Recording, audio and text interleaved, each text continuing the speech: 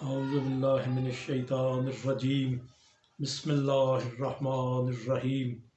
الحمد للہ وکفا والسلام علی عبادہ الذین اصطفیٰ۔ حمد ہے خالق کائنات کے لیے کہ جو تمام تعریفوں کے لیے سزاوار ہے۔ خصوصی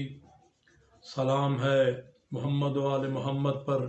کہ جو خالق کے ہاں سے انعام یافتہ ہے اور انعمت علیہم کے مصداق ہے، اور سلام ہے شہداء پر، صدیقین پر اور صالحین پر۔ آج کی اس نشست میں بالکل مختصراً چاہتے یہ ہے کہ حضرت رسالت ماں جناب محمد مصطفیٰ فخر موجودہ محسن کائنات کی شان اقدس میں جو حضرت جوش ملی آبادی نے مختصر ایک نثر لکھی ہے وہ بھی آپ کی خدمت میں پیش کر دی جائے۔ اس سے پہلے ایک نثر مولا کائنات کی شان میں اور ایک نثر سرکار امام حسین علیہ السلام کی شان میں جو جوش ملی آبادی نے لکھی تھی آپ کی خدمت میں پیش کی۔ آج جناب رسالت مآب کی شان میں جو نثر لکھی ہے مختصراً ایک چھوٹی سی کوشش کی ہے جوش ملی آبادی نے سرکار ختم المرسلین محمد مصطفیٰ کا تعارف کروانے کی، ورنہ ہم لوگوں میں یہ اہلیت کہاں ہے کہ سرکار مصطفیٰ کا تعارف کروایا جائے۔ یہ تو خدا کی ذات کروائے یا جناب امیر کائنات علی مرتضیٰ کروائیں۔ بہرحال جوش کی تحریر ہے کہ میری نگاہ میں حضرت رسالت مآب کہتے ہیں آج بھی میرے دل میں دنیا کے تمام بانیان مذاہب کا بے حد احترام ہے، اور خصوصیت کے ساتھ قوت و حیات کے شاہکار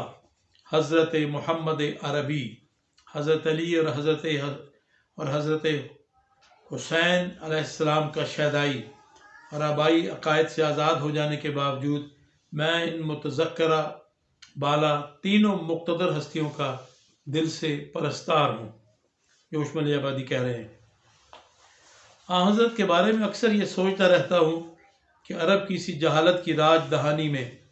اور وہ بھی آج سے کچھ اوپر 1400 برس پیشتر ان کا پیدا ہو جانا اور کسی ایک متنفس کی شاگردی کیے بغیر جہاں نے استاد کا مرتبہ حاصل کر لینا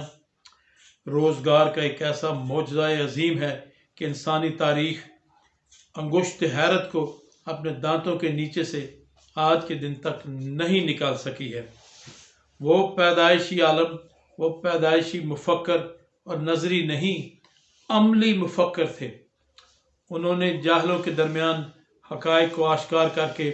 سقراط کے مانند زہر کا پیالہ پیا اور حقائق کو دل نشین لباس پہنا کر چشمہ حیواں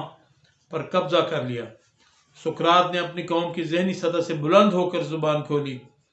اس کو ہمیشہ کے واسطے خاموش کر دیا گیا۔ محمد نے اپنی قوم کی ذہنی سطح پہ قدم رکھ کر بات کی، اور وہ بات آذان بن کر اس دنیا میں اب تک گونج رہی ہے۔ محمد کو ایسی حیرتناک بصیرت حاصل تھی کہ وہ اپنے گرد و پیش کے لوگوں کی لرزش مژگاں سے ان کے دلوں کی پرتیں شمار کر لیتے اور ان کے انفاس کی درازی و کوتاہی پر نظر جما کر ان کے جذبات و خیالات کا عرض و طول ناپ لیا کرتے تھے۔ وہ ایک طرف تو اپنی قوم کے تمام مکروہات و مرغوبات کے زبردست نباز تھے، اور دوسری طرف وہ نوع انسانی کی اس کمزوری کو بھی پا گئے تھے کہ یہ ایک سود و زیاں کی زنجیروں میں جکڑا ہوا خود پرست حیوان صرف تخویف و تحریض کی وساطت سے راہ راست پہ لایا جا سکتا ہے،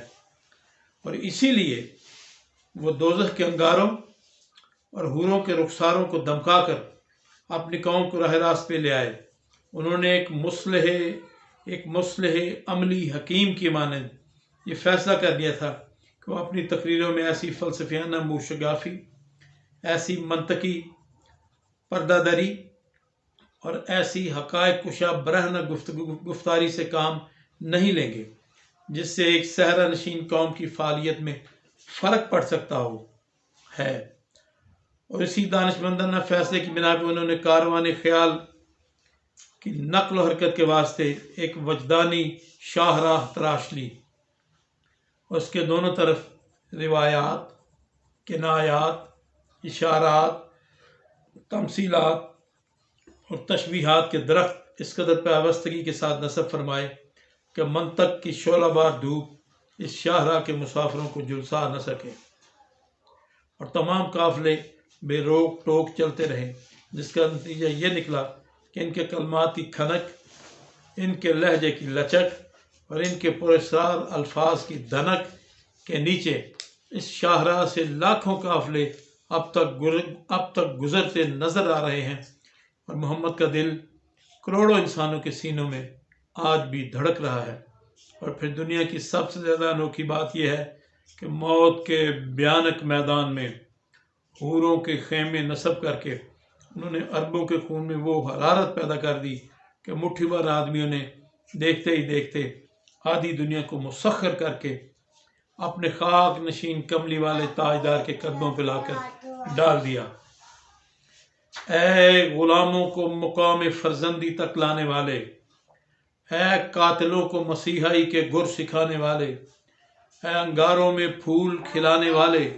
اے خوف و حزن کو علامت کفر بتانے والے، اے رگ ہائے ذرات میں نظام شمسی کا لہو دوڑانے والے، اے وحشیوں کو بردباری، اے زلزلوں کو تمکین شعری اور عزائم انسانی کو آفاق شکاری عطا فرمانے والے، اے لا وارثوں کے وارث، اے بے آسراؤں کے سہارے، اے یتیموں کے باپ اور اے بیواؤں کے سہاگ، اے حرف ناشناس معلم، اے سفر نہ کردہ سیاح، اے فاقہ کش رزاق، اے خلق کی برہان عظیم، اے امی حکیم، اے خدیو اقلیم حبل المتین، اے اولاد آدم کی فتح مبین، اے ناموس ماہوتین رحمت للعالمین، روح کائنات کا سجدہ تعظیمی قبول فرماؤ۔ اللہم صلی علی محمد وآل محمد وعجل فرجہم۔ پروردگار ہمیں توفیق عطا فرمائے کہ سیرت مصطفیٰ پہ اور آل مصطفیٰ پہ چلے اور کسی طرف ذرہ برابر بھی بھٹکے نہیں، حالات و مصائب کا مقابلہ کریں، انشاءاللہ سرخرو ہوں گے۔